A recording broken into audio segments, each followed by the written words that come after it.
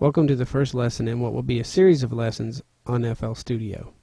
Today's lesson is a brief introduction that demonstrates how to choose the most efficient sound device for your audio, how to familiarize yourself with some of the menus and toolbars, how to open templates and preloaded content, and also how to simply save your project. To ensure that you're using the most efficient sound device for your audio content, we'll start by going to Options and Audio Settings.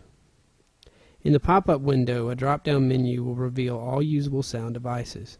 Many of these may work, but you'll want to choose the device that will give you the least latency, which I'll explain in just a moment. You'd most likely want to choose a device here that has an ACO driver. If you installed ACO for All when installing FL Studio, you should see it listed here, and if you don't have a better choice, choose it for now. If you don't have the ACO for All driver, you may download it for free from their site. Coming back to latency.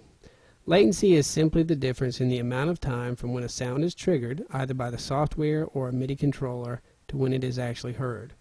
A high amount of latency will cause a significant and awkward delay.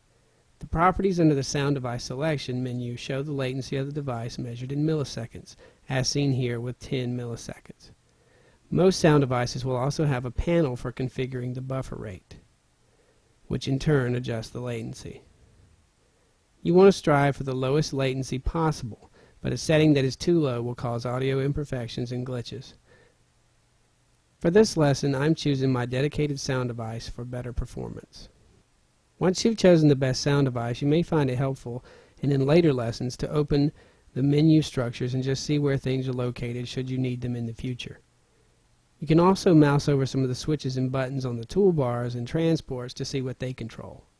If you look beneath the menus, you should see this area that shows you what a switch or button does, any keyboard shortcuts available for that function, and in some situations a mouse graphic hinting that there is a right-click menu available for that particular switch or button that will reveal more options. Exploring these areas should help you get acclimated to the layout of FL Studio. To begin exploring some content, you could go to the File menu and find lots of content that comes preloaded with FL Studio. You'll find a template section under New from Template that offers templates loaded with certain samples. These can be basic, offering only a few samples to work with, like I have here, totally empty, or you can explore the genre section for templates loaded with samples from specific genres. To open some more choices, you can go to File, Open, and then you'll be greeted with a pop-up window that allows you to explore the folders of content. You will see some tutorials that offer more training using text pop-ups and preloaded content. There is also a folder for the same templates we saw earlier. Then there is a folder called Cool Stuff that contains some songs contributed by other artists that you can open, listen to, manipulate, or remix. These options should give you something to begin exploring and working with.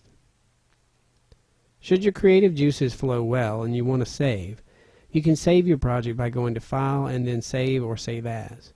In saving this way, you can later return to this project to continue working or explore other saving or exporting options that we'll discuss later. You can also use the Save New Version feature if you initially saved a project, reopened it, added more content to it, and now want to save a new version so as to have a record of your progress saved as separate project files. This option will append a number to the end of the original file name. So if your first version was named My Song, Save New Version would create a file called My Song 2.